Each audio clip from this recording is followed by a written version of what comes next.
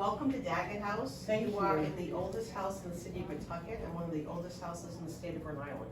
Wow. It was built in the 1640s, burned down in King Philip's War, and then they rebuilt it in 1685. Okay. But it's made of metal, right? So when one side was toasted, you needed to turn it to toast the other side. Okay. But because it's metal, if you put your hand on Touch it, it, you right. couldn't. Yeah. So they would put their boot, and with their boot, toaster. Toaster. No, sir. Yeah. But you're now in the original part of the house. The front of the house was added around 1705 to 1710, which you'll go into when you're done. And then underneath it is a rope bed. You sleep on the rope bed for a little while, and it stretches out, and then you're sleeping in a ditch, right? It goes lower and lower, and you're not very comfortable.